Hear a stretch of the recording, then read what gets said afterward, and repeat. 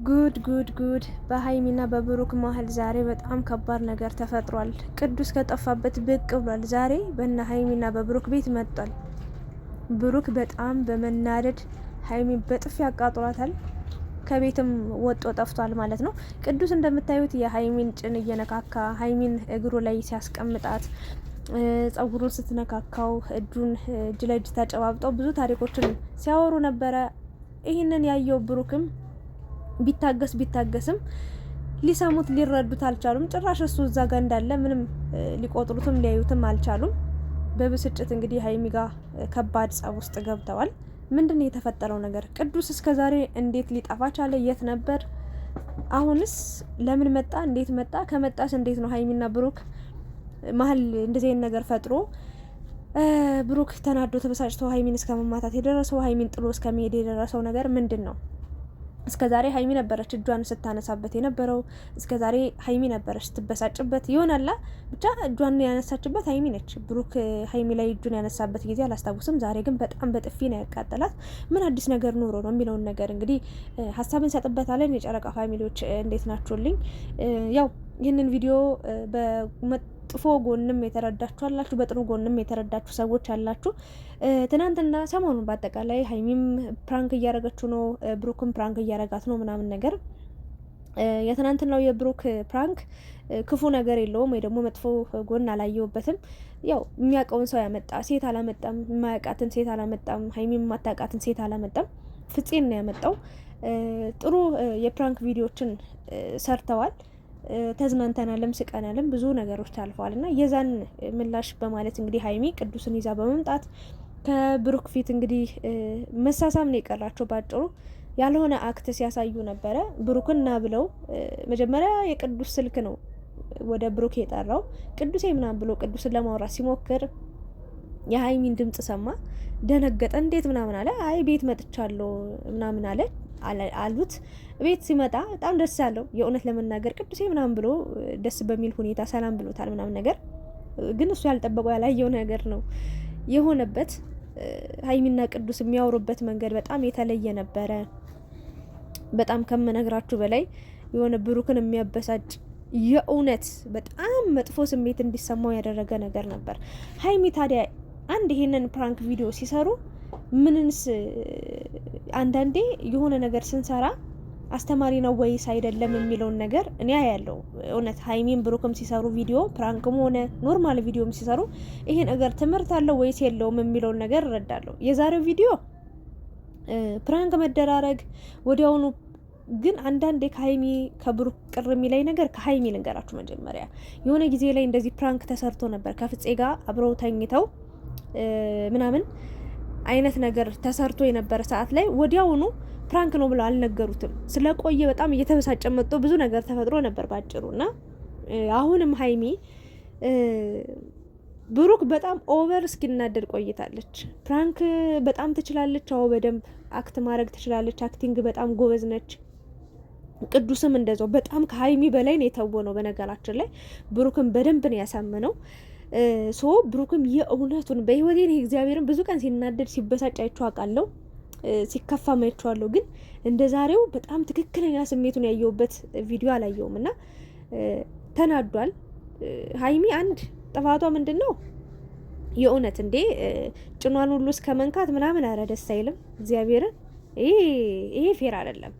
ተይ እንጂ ሀይሚዬ፣ የተከበረ ገላ እኮ ነው ያለሽ፣ የተሸፋፈነ ገላ እኮ ነው ያለሽ፣ በክብር የተያዘ ክብር ያለው ሰውነት እኮ ነው ያለሽ።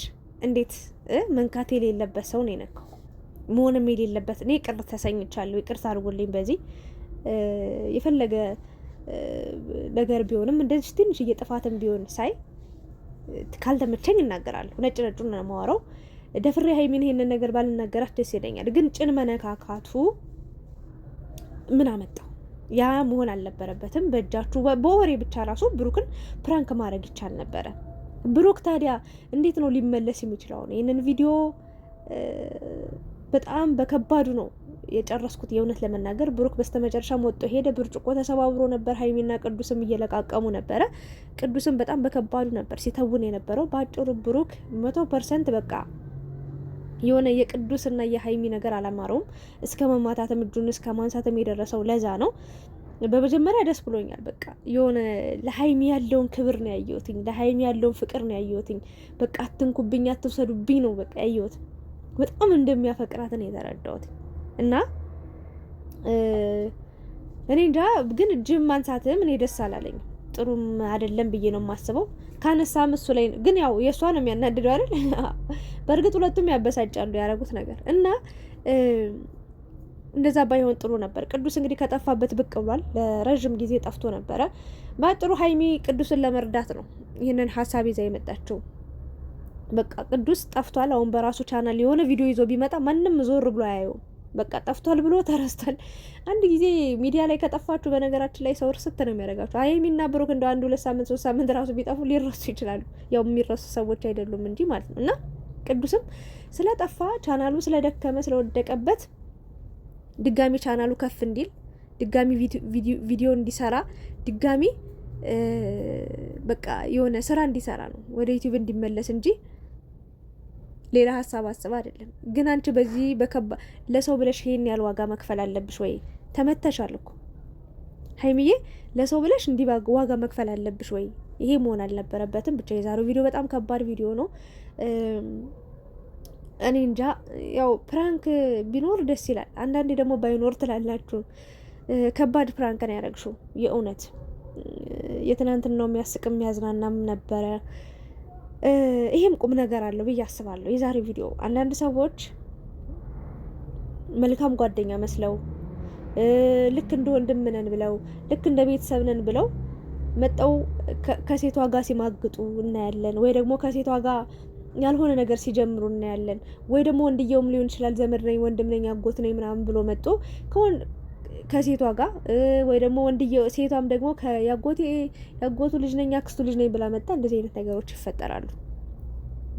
በጣም በብዙ ቤት ባይባልም ብቻ በተወሰኑ ቤቶች ውስጥ ይሄ አይነት ታሪክ አለ።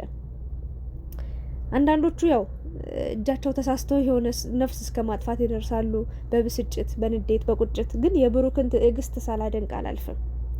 ቁጭ ብሎ ነው ያያቸው በስርዓት። በኋላ ላይ እንዳለው ሊያስታውሳቸው አለው እኮ እንዴ እኔ ረሳችሁ በቃ እኔ ሊድ አይነት ነገር አለ።